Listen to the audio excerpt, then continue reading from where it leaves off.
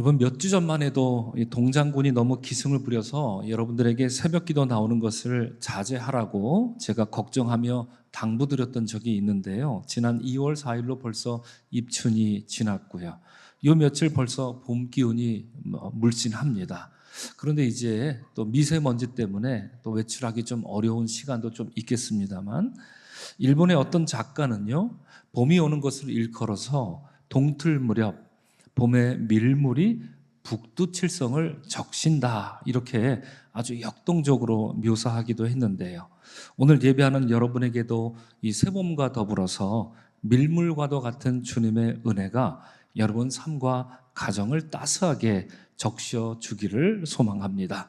이처럼 따스한 봄과 함께 기지개를 켤 준비를 하고 있지만, 우리가 사는 세상을 생각하면 오늘 우리 최병원 장로님 또 기도해 주셨습니다만, 점점 더 혼탁해지고 또 불안한 시대를 향해 가고 있다는 생각을 감출 수가 없습니다. 전에도 여러 번 말씀드렸습니다만, 이 스마트폰 사용하는 거, 또 AI 기술 급속도로 발달하면서 사람들은 편리한 유토피아 같은 세상을 꿈꾸고 있지만, 사실 그런 것들이 우리 삶을 더욱 외롭고 피폐하게 만든다는 지적이 만만치가 않고요. 사실 그것이 사실이기도 합니다. 얼마 전 오랜만에 시집을 낸 도종환 시인은 이런 시대를 바라보면서 시대는 점점 사나워져 갑니다. 사방이 바닷속 같은 어둠입니다. 그 모두가 내 안에 늪으로 흘러와 고입니다 라고 이 세상을 바라보는 무거운 마음을 노래했습니다. 여러분, 햇볕 한 조각 들지 않는 저 바닷속 시면을 한번 상상해 보시기 바랍니다. 그 어둡고 컴컴한 바닷속 시면과 같은 어둠이 자신의 영혼을 엄습하고 오염시키고 있다고 시인은 두려워하고 있는 것인데요. 그래서 망연자실하여 있다가 다음과 같이 기도합니다. 타인이 지옥이지 않게 하소서. 사람들이 고요한 밤의 깊은 흑요석 같은 시간을 만나게 하여 주소서. 내 안에 어두운 날을 차분히 응시하게 하여 주소서. 오늘 할렐루야 찬양대의 노랫말에 비추어 보면 내 안에 가장 소중한 예수님을 발견하게 하소서, 이렇게 덧붙일 수도 있을 만한 그런 기도입니다. 시인은 세상을 바라보며 절망했지만 절대자에게 소망을 구하고 있습니다. 혼탁한 세상을 살아갈 힘을 달라고 절대자에게 구한 것입니다. 시인은 알았습니다. 자신은 연약하지만 절대자는 강하다 하는 것을 말입니다. 그는 주님이 필요했던 것입니다. 한낱 인간인 자신에게는 지혜가 없으니 절대자께서 돌봐주셔야 한다고 간절한 마음을 담아 고백한 것입니다.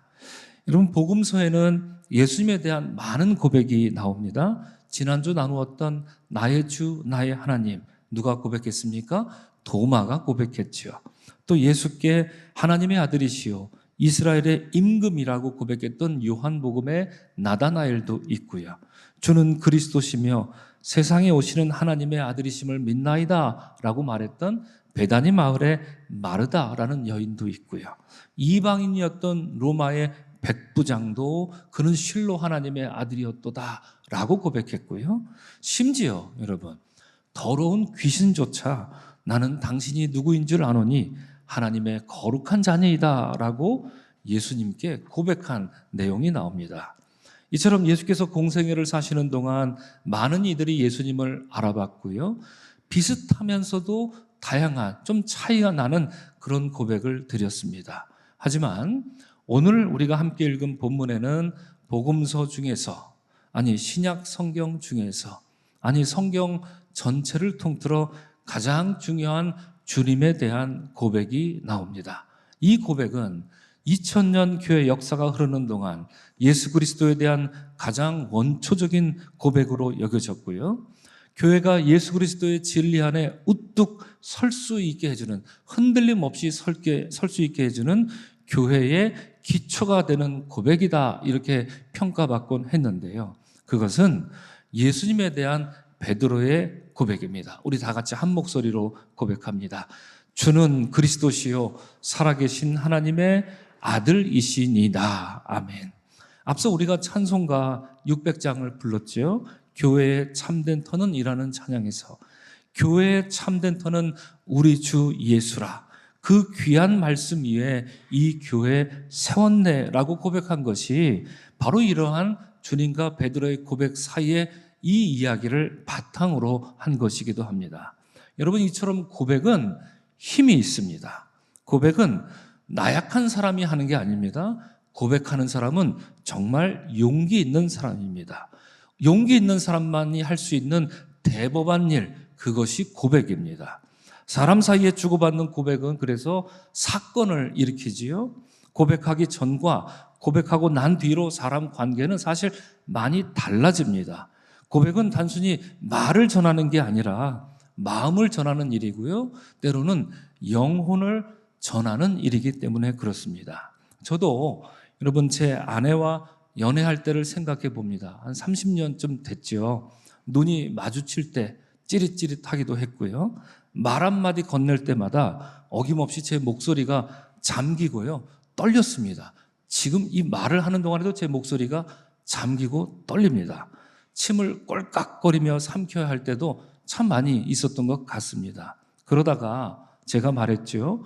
우리 사귈래? 이렇게 고백하게 되고요. 사랑합니다. 이렇게 말할 때는 심장이, 죄송합니다. 심장이 터질 것 같고 또 쿵쾅거렸던 기억이 지금도 아주 선명합니다. 왜 그랬겠습니까? 단지 제가 말만 전하는 게 아니라 그냥 말하는 거라면, 제가 뭐 말을 잘 못하는 사람도 아니고 말하는 거라면 그렇게 어려운 일이 아닐 텐데 제 마음과 제 영혼을 한 사람에게 전하는 일이기 때문에 그랬습니다. 사람을 향한 고백이 이처럼 떨리는 일이라면 여러분, 주님을 향한 고백은 어떻겠습니까? 그래서 성 어거스틴은 주님을 향한 내 고백은 육신의 말과 소리가 아닙니다. 내 영혼의 말과 내 생각이 울리는 것입니다. 이렇게 말했습니다. 그리고 주님은 이것을 당신의 귀로 들어주십니다. 라고 말했습니다. 주님을 향한 고백은 말이 아니라 영혼과 생각의 울림을 전하는 일이기 때문에 생각보다 훨씬 어렵고 무겁고 그렇지만 소중한 일이다라고 말한 것이지요. 이런 점에서 오늘날 교회의 기초가 되는 베드로의 고백에 우리는 좀 더 세심한 관심을 가지고 들여다볼 필요가 있습니다. 이런 베드로의 고백을 이해하기 위해서 먼저 두 가지 배경을 살펴볼 필요가 있는데요. 아마 3년 전인가요? 우리가 마태복음 나눌 때 이 본문을 그때 다룬 적이 있어서 기억하시는 분들도 계시리라 생각합니다. 첫째로 여러분, 베드로의 이 고백은 진공 상태에서 나온 말이 아니라 빌립보 가이사라 지역이라는 매우 특수한 지역에서 나왔다라는 고백, 이거 반드시 우리가 기억해야 됩니다. 베드로의 고백은 기억하면서 그 고백을 어디서 했지요? 라고 누가 물어봤을 때 어디였더라? 라고 망설이면 베드로의 그 고백을 절반도 이해 못할 수가 있습니다. 베드로의 고백도 중요하지만 베드로가 이 고백을 한 지역이 무엇보다 중요하기 때문입니다. 어디서 했습니까? 예전에도 한번 소개한 적이 있는데요.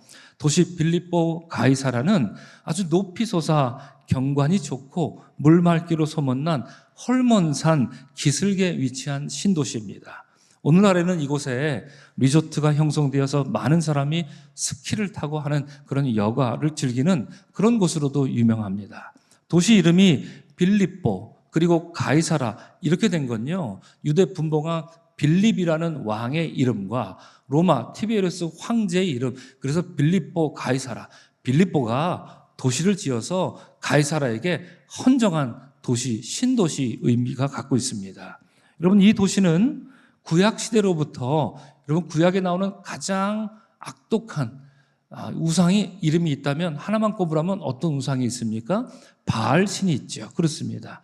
구약시대로부터 바알 숭배의 본거지, 그런 아지트로 유명했던 곳이 바로 이 가이사라, 빌립보 가이사라라고 하는 도시인데요. 거기다가 예수님 시대에는 그리스 신화에 나오는 판이라는 염소신과 제우스까지, 그리고 심지어 로마 황제까지 신으로 숭배하는 잡다한 우상 숭배의 도시, 거기가 빌립보 가이사랴라고 하는 도시입니다.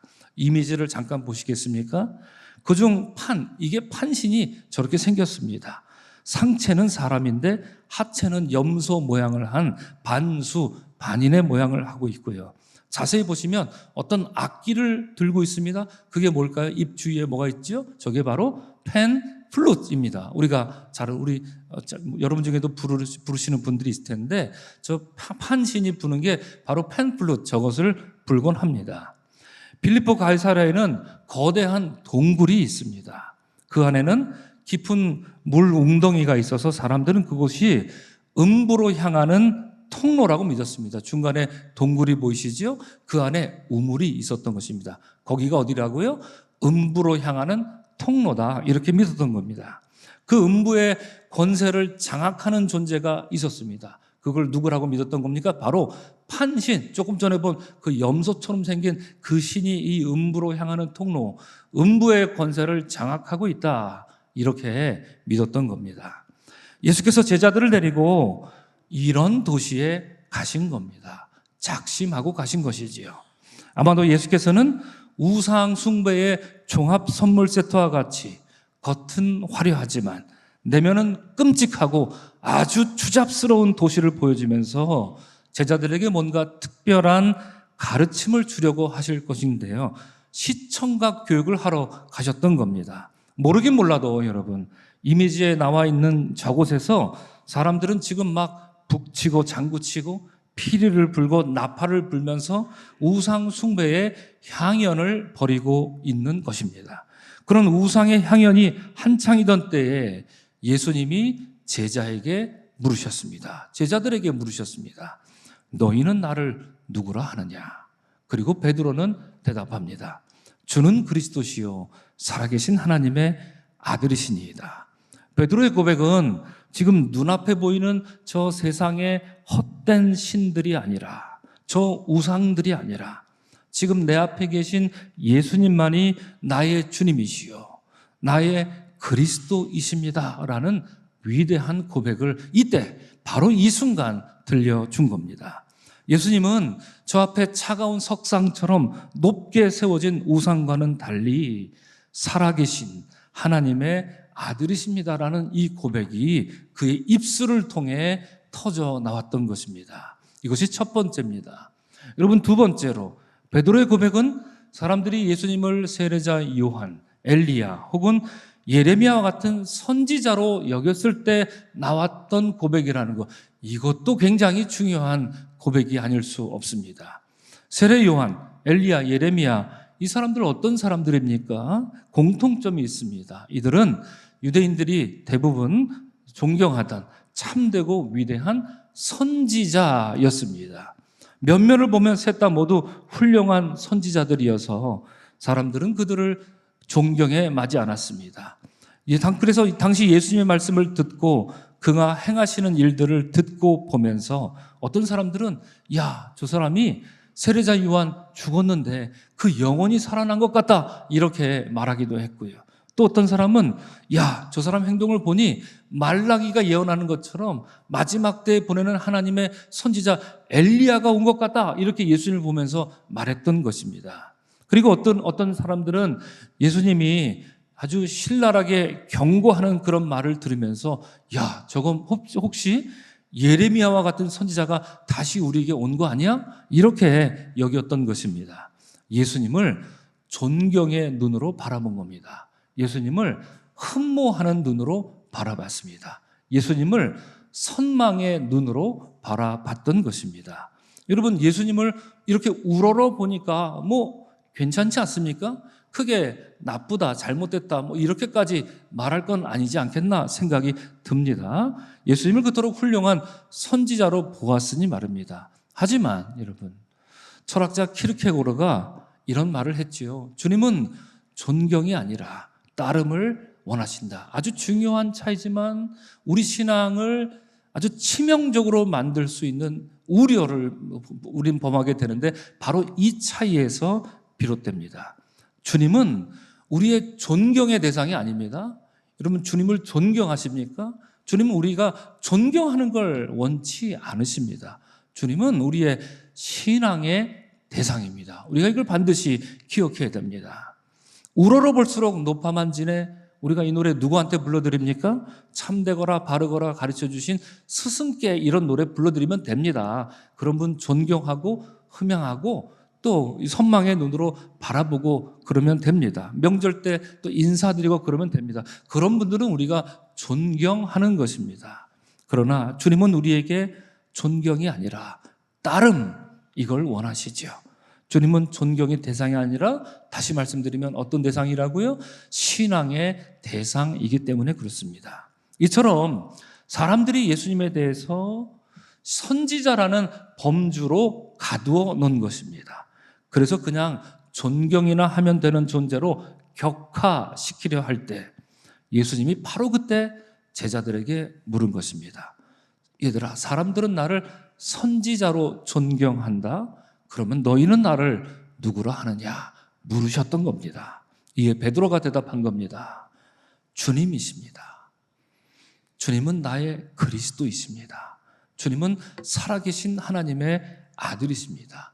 주님은 나의 신앙의 대상이 되십니다. 이렇게 선을 그어 고백했던 겁니다. 이 얼마나 위대한 고백입니까? 오늘 이 예배에 나오신 사랑하는 성도 여러분, 헛된 우상이 만연한 세상에서 사람들이 주님을 오해하고 또 곡해하는 세상에서 우리가 만약 베드로처럼 주는 그리스도시요 살아계신 하나님의 아들이심을 올바로 그와 같이 고백하고 그분께 우리의 삶을 걸어서 복종한다면 주님은 베드로를 축복하신 것처럼 다음에 두 가지로 우리도 축복해 주실 것입니다. 첫째로 17절에서 주님은 베드로를 축복하셨습니다. 우리 다 같이 읽겠습니다. 시작. 내가 복이 있도다.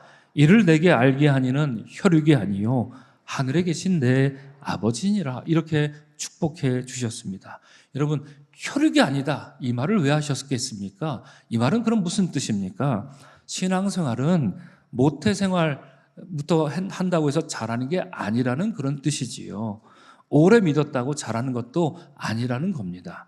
또 많이 배우고 많이 안다고 해서 잘하는 것도 아니라는 겁니다. 더 나아가서 여러분, 저처럼 이렇게 목회자가 되었다고 해서 주님을 더 잘 아느냐? 아닙니다. 알면 알수록 모르는 게 주님입니다. 실제로 전 그렇게 고백합니다. 주님을 알 것 같다가도 어느 날 주님이 누구신가 하고 묻게 되기도 하고 좌충우돌하고, 그래서 계속 주님에 대해서 묻고만 있는 것이 목회자의 현실이기도 합니다. 그래서 주님이 하늘에 계신 아버지가 알게 하셨다 이렇게 말씀하셨죠. 이게 무슨 뜻일까요?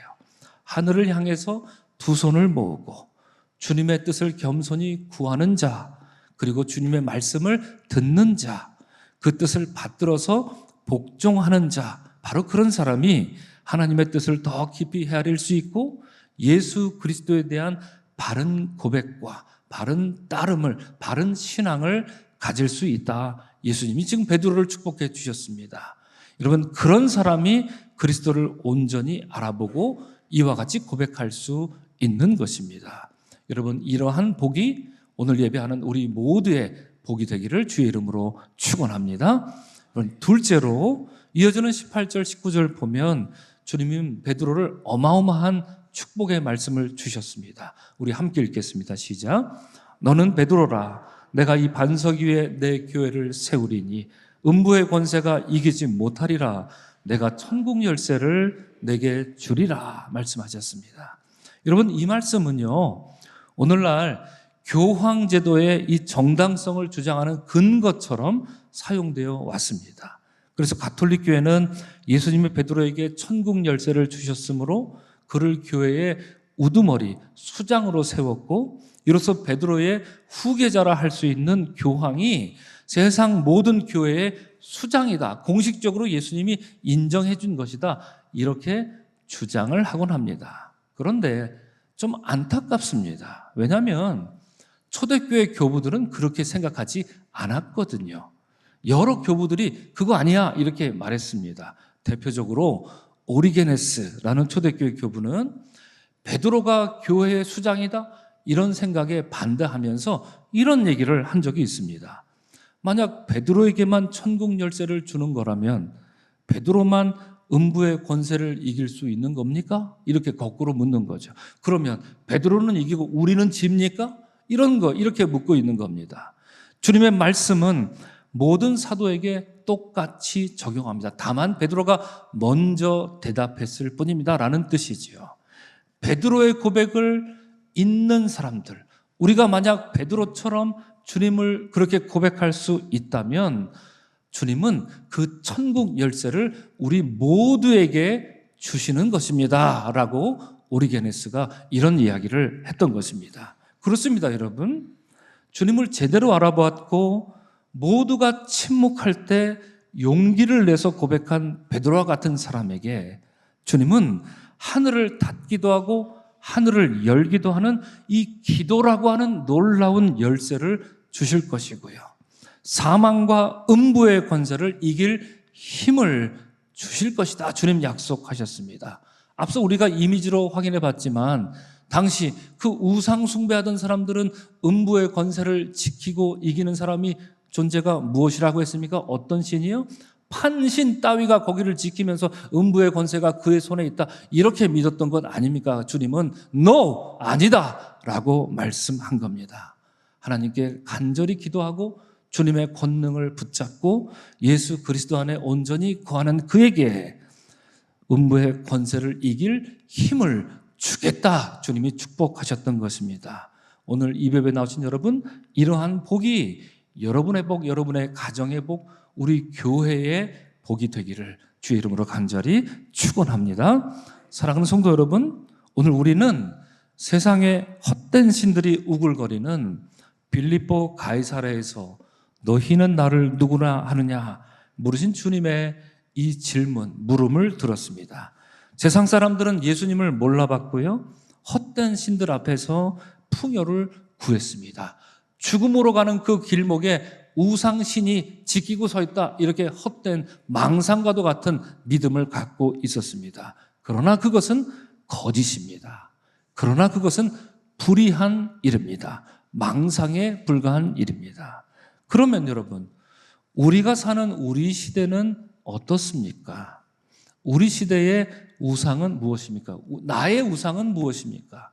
우리가 갖고 있는 우상의 오류는 무엇일까요? 이에 관해서 폴 틸리라는 저명한 신학자가 이런 이야기를 했습니다. 유한한 것이 궁극적인 것으로 격상될 때 그것은 우상이 된다라고 말합니다. 참 옳은 말입니다. 깊은 말이지요. 우상이란 본디 그런 것입니다. 여러분, 가장 무서운 우상이 어디 있습니까? 저 밖에 있지 않습니다. 우리 마음에 있죠. 유한한 자아가, 나는 너무나도 유한하고 연약한 존재인데 무한하신 궁극적인 주님보다 나를 앞세우는 것, 이것보다 위험하고 섬뜩한 우상이 또 어디 있겠습니까? 이런 점에서 생각해 보면 우리 시대도 예수님 못지않게 많은 우상이 있습니다. 분명히 있습니다. 물질 만능주의 시대, 우리가 다 알다시피 이런 시대를 살고 있죠. 그러다 보니 세상이 부추기는 욕망 앞에 때때로 우리도 모르게 철퍼덕 주저앉고 무너지는 우리 자신을 발견하게 됩니다. 눈에 보이지 않는 영원한 가치, 궁극적인 가치는 등한시하거나 그거 나중에, 예수 좀 믿으시지요? 교회 좀 다니시죠? 나중에 갈 거예요. 나중에 갈게요. 나중으로 아주 쉽게 미루면서 눈앞에 이득을 얻는 건 절대 포기하지 않습니다. 그 기회를 절대 놓치려 하지 않습니다. 우리가 때때로 이렇게 살아가고 있다는 이야기입니다. 여러분, 우리 중에 판신에게 가서 절하라고 하면 우리 중에 누가 그에게 절하겠습니까? 아무도 하지 않을 겁니다. 제우스에게, 바알 따위에게 절하라면 우리 중에 아무도 그에게 절할 사람은 없습니다. 그에게 눈길 줄 사람 하나 없습니다. 그런데 우리 안을 자세히 들여다보니 판신을 숭배했던 저들, 풍요의 신 바알을 숭배했던 저들과 아주 비슷한, 어떻게 보면 똑같은 그런 욕망이 오늘날 세상에 흉흉해 있는 것을 쉽게 찾게 됩니다. 거기다가 여러분, 우리 신앙을 이렇게 깊이 돌아보면 주님을 존경하고 공경하는 거, 이건 너무나도 우리에게 익숙한 일이고요. 우리 잘합니다. 주님을 공경하는 건 말입니다. 그런데 가만 들어보면 복종의 이런 삶이 얼마나 살아가고 있는가 생각해 보면 자신이 없습니다. 작년과 올해가 똑같고 10년 전이나 지금이나 우리 믿음이 자라지 않습니다. 발전하지 않습니다. 똑같이 머물러 있는 모습, 혹 우리의 신앙은 아닐까, 이런 두려운 마음이 듭니다.